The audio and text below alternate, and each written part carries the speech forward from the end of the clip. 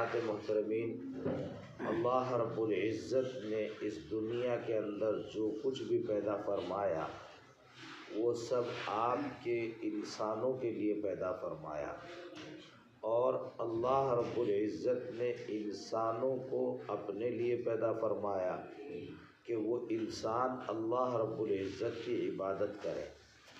جب سیدنا حضرت آدم علیہ السلام کو اللہ تعالیٰ نے پیدا فرمایا تو عجیب صورتحال پیش آئی۔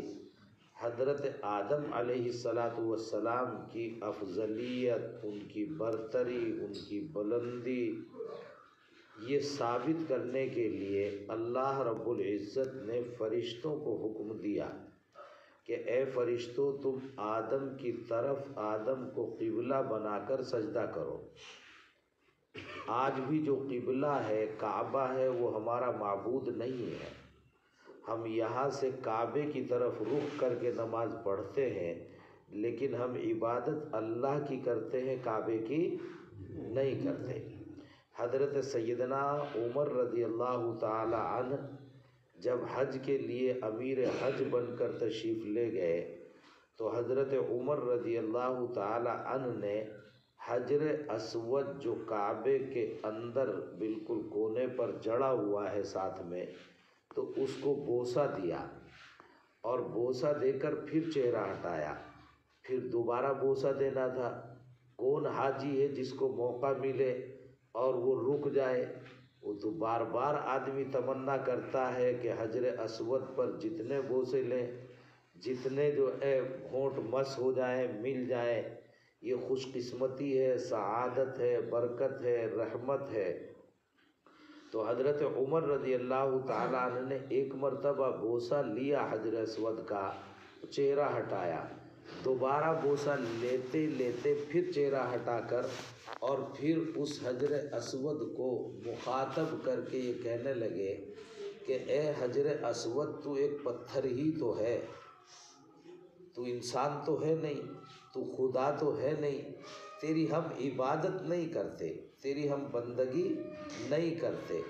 بس رسول اکرم صلی اللہ علیہ وسلم نے چونکہ اپنے ہونٹ یہاں لگائے تھے تو اس پیار میں اور اس سنت میں ہم اپنے ہونٹ یہاں لگا رہے ہیں۔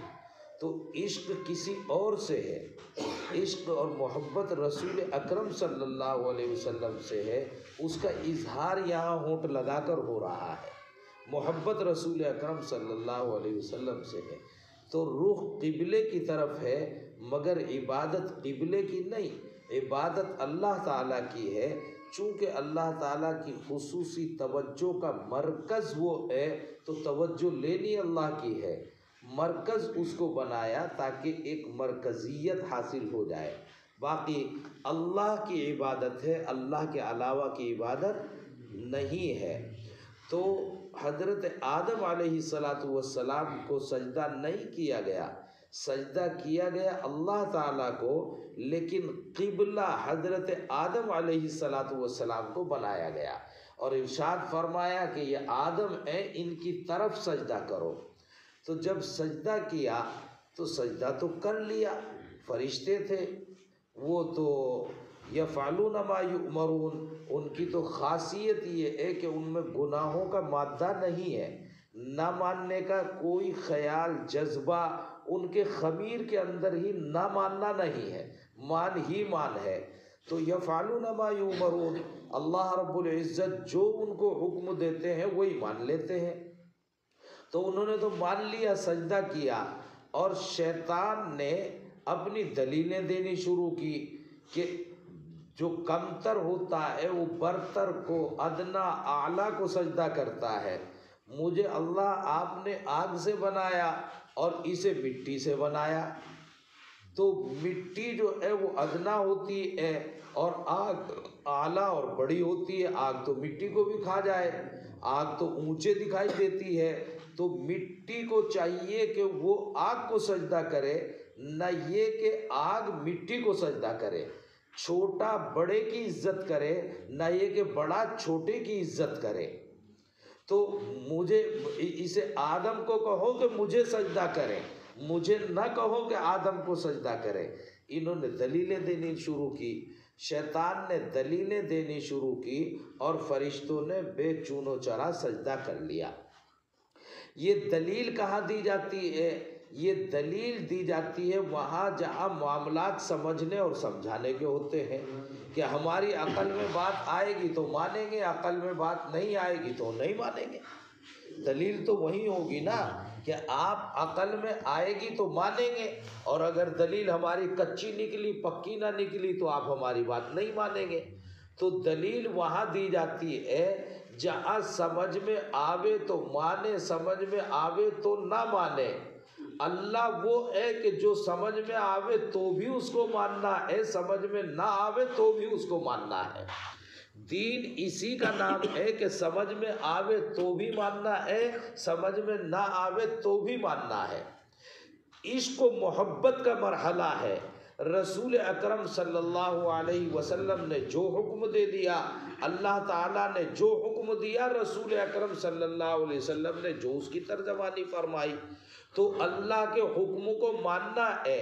رسول اکرم صلی اللہ علیہ وسلم نے اشارہ کیا، کیوں کیا، کس طرف کیا، کس وجہ سے کیا، یہ سوچنا نہیں، اس کی دلیل مانگنا نہیں۔ پختہ عشق، پختہ ایمان یہ ہے کہ وہ دلیل نہ مانگے، بغیر دلیل کے۔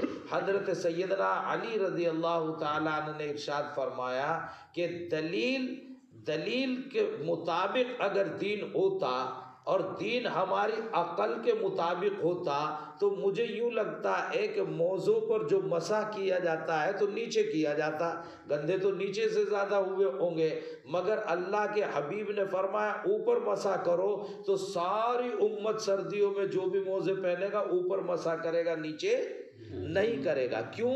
نیچے سے میل ہو گیا، حالانکہ یہاں سے چل کے وہاں تک گئے، نیچے سے میلے ہو گئے، اوپر سے نہیں، لیکن صاف اوپر سے کرے گا، نیچے سے نہیں۔ کیوں کر رہے ہو اوپر سے صاف؟ ہمیں نہیں پتا، ہم تو اس عشق میں کر رہے ہیں کہ رسول اکرم صلی اللہ علیہ وسلم نے ایسا فرمایا۔ تو دین اسی کا نام ہے، دین اس کا نام نہیں، اللہ کی ماننا اس کا نام نہیں کہ عقل سامنے لاوے، عقل نہیں سامنے لانی۔ ہاں، عقل سامنے لاوے اپنے سمجھنے اور اطمینان کے لیے، اگر سمجھ میں آ جائے تو سبحان اللہ، اور نہ سمجھ میں آئے، سمجھ میں جب آ جائے دلیل سے تو آدمی کو اور اطمینان مل جاتا ہے۔ جیسے حضرت ابراہیم علیہ السلام نے جب اللہ سے معلوم ہوا کہ اللہ مردے کو زندہ کر دیتے ہیں، تو قرآن کریم میں لکھا حضرت ابراہیم علیہ السلام نے اللہ سے پوچھا کہ آپ مردوں کو زندہ کیسے کر دیتے ہیں؟ اللہ نے پوچھا یقین نہیں تجھے؟ کہنے لگے پکا 101% یقین ہے، لیکن اگر زندہ کرتے ہوئے دیکھ لیا تو دل کی کیفیت ذرا اور مضبوط ہو جائے گی، ذرا اطمینان سا ہو جائے گا، تو اللہ نے پھر وہ زندہ کر کے دکھا دیے۔ خیر، یہ دلیل مانگنا اس کام کے لیے کہ اور اطمینان حاصل ہو جائے تو ٹھیک ہے، لیکن دلیل پکی نکلی تو ہم مانیں گے، دلیل پکی نہیں نکلی تو ہم نہیں مانیں گے، یہ دین نہیں ہے۔ دین اس کا نام ہے کہ دلیل صحیح ہو یا صحیح نہ ہو، اگر دلیل صحیح نہیں تو ہم سمجھیں گے کہ ہماری سمجھ کی کمی ہے، بات کی کمی۔ رسول اکرم نے جو ارشاد فرمایا اس میں کمی ہو ہی نہیں سکتی، کمی ہمارے سمجھنے میں ہو سکتی ہے، ہو سکتا ہے ہم ساری دنیا کے مسلمان مل کر جو سمجھ رہے ہو، ہم اس بات کی گہرائی کو سمجھ ہی نہ پا رہے ہو۔ یہ تو دنیا ہے، روزانہ رائے بدلتی ہے۔ یہاں پہلے 5 سال پہلے کوئی رائے تھی، 5 سال بعد کوئی رائے ہو گئی، 10 سال پہلے ڈاکٹروں کی رائے کوئی تھی، 10 سال بعد کوئی رائے ہو گئی۔ یہاں تو روزانہ رائے بدلتی ہے، ایک ہی آدمی کی ایک ہی مسئلے میں رائے بدلتی ہے، تو ہو سکتا ہے ہماری سمجھ میں گڑبڑ ہو، لیکن رسول اکرم صلی اللہ علیہ وسلم کی بات میں تو شیطان جو ہے وہ ورغلانے لگا، اور شیطان کو پھر اللہ رب العزت نے راندہ درگاہ قرار دیا، اور وہ دربدر ہو گیا اور ہمیشہ کے لیے اللہ رب العزت سے دور ہو گیا، اللہ کے بندوں کو بہکانے لگا، وہ ایک سلسلہ چلا۔ لیکن حضرت آدم علیہ السلام کی طرف جب سجدہ کرایا تو اللہ رب العزت نے حضرت آدم کی فرشتوں پر برتری ثابت فرمائی۔ فرشتوں سے زیادہ اہمیت آدم کی، کیوں اے آدم کی؟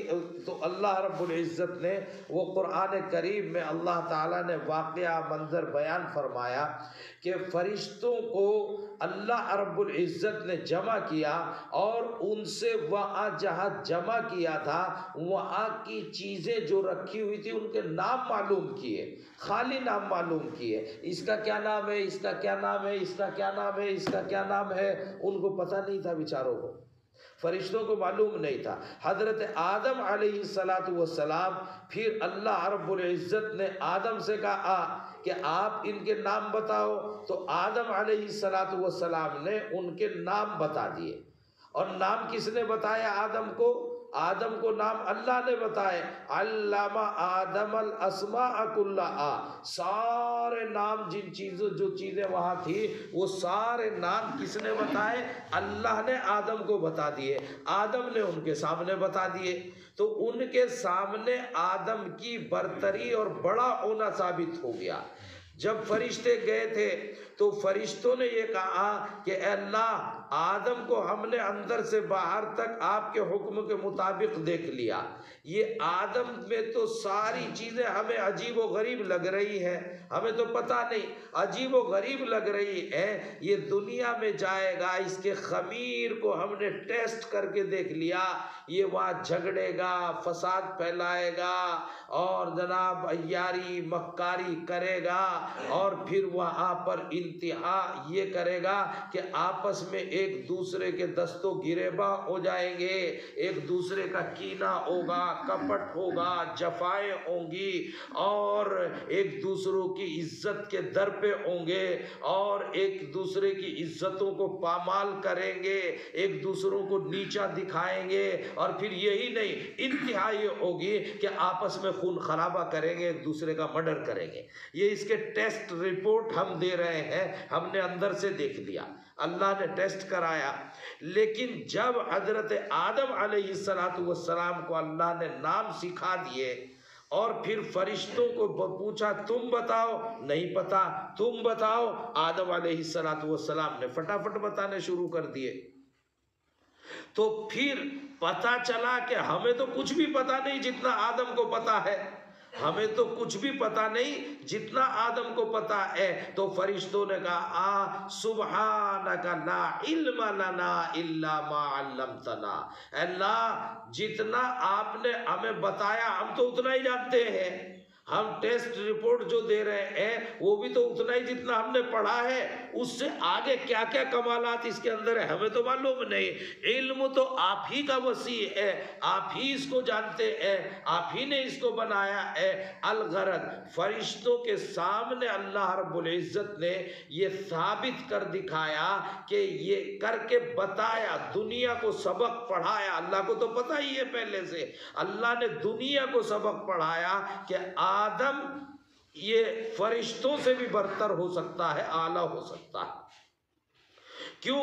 اس لیے کہ جب اس کے پاس علم آتا ہے، جب تک جہل تھا تو پھر کچھ بھی اس کے پاس نہیں تھا، اور یہ فرشتے اس سے بہتر تھے، لیکن جب اس کے پاس علم آ گیا فرشتے تسلیم کرنے پر مجبور ہو گئے کہ یہ ہم سے اعلیٰ و ارفع ہے۔ تو یہ اپنے علم سے، اپنے عمل سے یہ کبھی اعلیٰ ہو جاتا ہے اور کبھی ادنا ہو جاتا ہے۔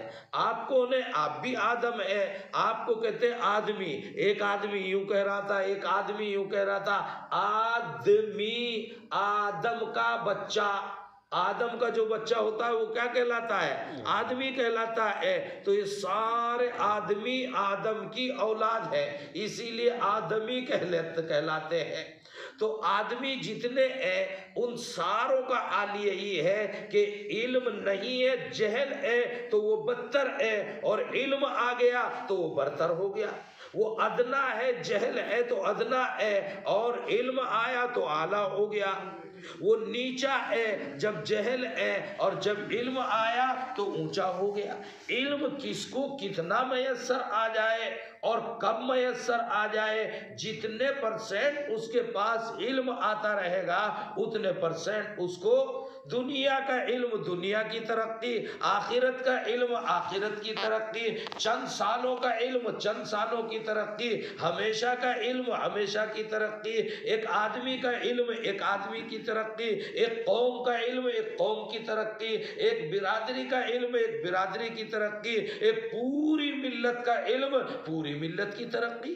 لیکن جتنا آتا رہے گا اتنا ترقی اتنے پرسنٹ ملتی رہے گی، جہاں کا آتا رہے گا وہاں کی ترقی ملتی رہے گی۔